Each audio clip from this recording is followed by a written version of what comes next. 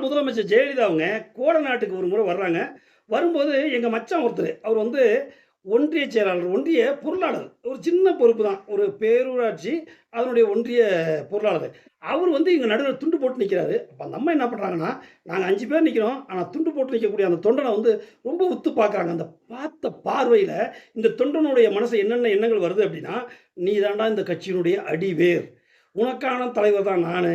எனக்கான தொண்டன் தான் நீன்னு." அந்த ஒரு பார்வை அந்த அம்மா அந்த கார கிராஸ் பண்ணிட்டு போறதுக்குள்ள, இந்த தொண்டனுடைய மனச வந்து அந்த தொண்டனை இவங்க மதிச்சாங்க. அந்த பார்வையிலேயே அவங்க இறங்கி வந்து கை குடுத்துலாம் குடுக்க முடியாது. இது ஒரு கரிஸ்மாட்டிக் லீடர். இவங்க தான் உண்மையான அரசியல் தலைவர். இந்த மாரி நான் நெறைய தலைவர்கள பார்த்துருக்கேன். பார்த்தீங்கன்னா, உதாரணமா சொல்லிடலாம் பேர கூட. எழுச்சி தமிழர் திருமாவளவன், அ இப்போதைய முதல்வர் ஸ்டாலின், முன்னாள் முதல்வர் கலைஞர், இப்படி நெறைய பேத்த பார்த்துருக்கேன். அதில டி. ராஜேந்திர கூட ஏத்துக்கலாம். பாக்கியராஜையும் ஏத்திக்கலாம். இவங்கலாம் அந்த மாரி பார்ப்பாங்க. அதே நேரத்தில திருச்சியில ஒரு எழுத்தாளர போய் சந்திக்க போனேன். பார்த்தீங்கன்னா, அவருடைய அந்த பிஹேவியர் நம்ம போய் பேச போம்போது, அந்த பார்த்த பார்வை, ஒதுக்குன விதம்லாம் பார்த்தா, நீங்கலாம் எனக்கு வந்து ஒரு மெட்டீரியல். வாசகர். படிக்கிறீங்க, காசு குடுக்குறீங்க, முடிஞ்சுச்சு. நீலாம் ஒரு மனுஷன். என்னோட லைஃப் ஸ்டைல் வேற. நான் போய் என் குழந்தைங்களோட இருப்பேன். அப்படின்னு. அது எதுக்கு உதாரணமா இருந்துச்சுன்னா, இப்போ பாரத பிரதமர் மோடி அவர்கள் கூட இந்த நாட்ட ஆள்றாரு. இந்த நாட்டின் ஏழை குழந்தைகள் முள்வேலிக்கு அந்த பக்கம் நிக்கிறாங்க. கைய தொடுறதுக்கு ஆசைப்பட்டு இப்படி கை குடுக்குறாங்க. அவர் வந்து இப்படின்ட்டாரு. இந்த மாதிரி தான் விஜய் அவர்கள் இப்ப நடந்துக்கிட்ட விதம். அங்க 41 பேர் இறந்துட்டாங்க. இறந்ததுக்கு பின்னால நேரா இங்க வந்துட்டாரு. 3 நாள் ரெஸ்ட் எடுக்காரு. எடுத்துட்டு ஒவ்வொரு முடிக்கும் கோல்டு கலர் அடிக்காரு தனித்தனியா. அடிச்சுட்டு பாலிஷ் போட்டு பேசுறாரு. இது வந்து எப்படின்னா, இந்த ஆண்டான் அடிமை. நெடுங்காலமா இந்தியாவுல இருக்கக்கூடிய அந்த ஒரு புத்தி. இது இருந்துச்சுன்னா அது உருப்படாது.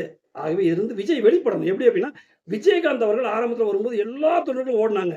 ஒரு கட்டத்துக்கு மேல நெருங்கிய அவருடைய உறவுகள் அவர வச்சு, அத ஒரு மெட்டீரியலா பயன்படுத்தி பணம் பார்க்க ஆசைப்பட்டாங்க. அதனுடைய விளைவு என்னாச்சுன்னா, தொண்டர்கள் அப்பயே விலக ஆரம்பிச்சாங்க. ஏதோ விஜயகாந்த் இறந்ததுக்கு பின்னால அந்த கட்சி கலைஞ்சுன்னு நினைக்காதீங்க. என்னைக்கு விஜயகாந்த் அவர்களை பயன்படுத்தி கூட்டணி பேசல, மற்ற இடங்களெல்லாம் வந்து பொறுப்புகளுக்கெல்லாம் பணம் வாங்க ஆரம்பிச்சாங்களோ, அப்பயே அவர்ட்டருந்து கூட்டம் விலகிருச்சு. இதுபோல விஜயுடைய ரசிகர்கள் இவருட்ட இந்த மனநிலை ஒண்ணு அவரு மாத்திக்கணும். மாத்துனதுக்கு பின்னால நீங்க போங்க.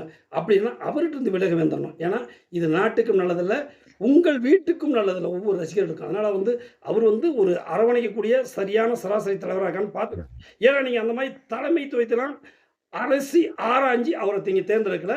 ஒரு சினிமா படத்த வந்து அப்படியே தேர்ந்தெடுத்துட்டீங்க. இதுக்கு மேல அலசி ஆராய்ஞ்சு பார்க்கணும். இப்ப அவரு இந்த திருச்சில நடந்துட்ட விதம் வந்து கொஞ்சம் கூட சரியில்ல. இது ஏற்புடையதல்ல. இது நாட்டுக்கு கேடு.